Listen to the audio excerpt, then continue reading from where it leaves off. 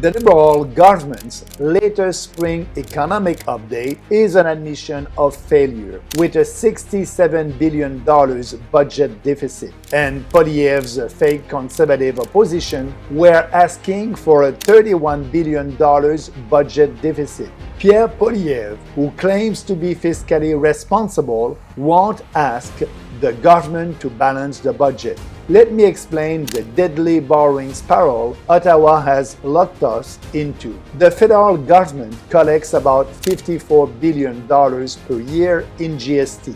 And right now, in 2026, we are paying $59 billion in interest on the national debt. Do the math.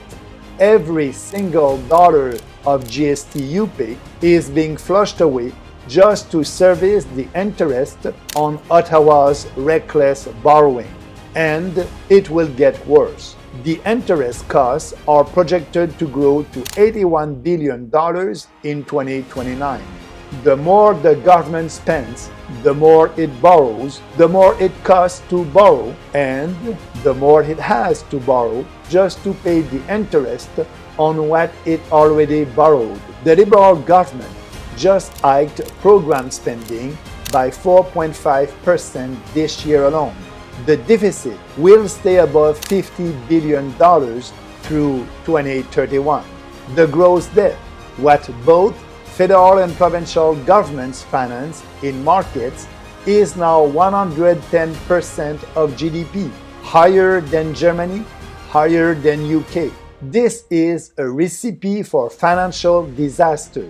Let me be clear. Overspending and over-borrowing are destroying our standard of living. We are driving dangerously close to a fiscal cliff. But here's what really makes me see red.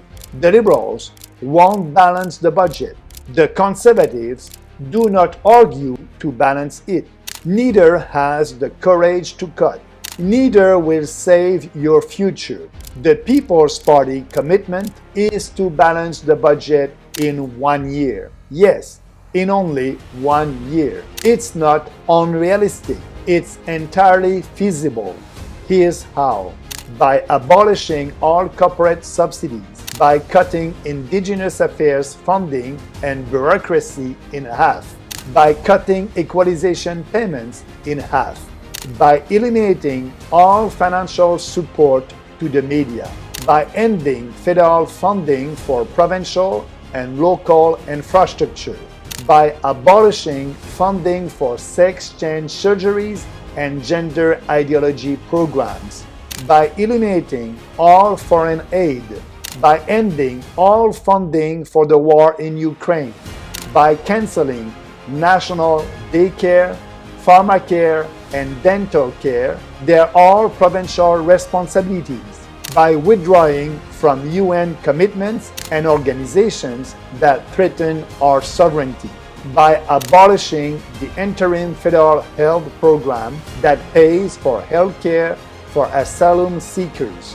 by abolishing climate change subsidies, regulations, and carbon taxes, by defunding Canada Post and privatizing it, by defunding CBC and Radio-Canada, by abolishing the gun buyback program, by canceling the high-speed rail project, by abolishing regional development agencies, by eliminating all DEI programs and stopping funding groups that promote DEI ideology, by cutting every program that duplicates or infringes on provincial jurisdictions and reducing the public sector accordingly. These cuts will save tens of billions of dollars. And it's the only way to stop the borrowing spiral.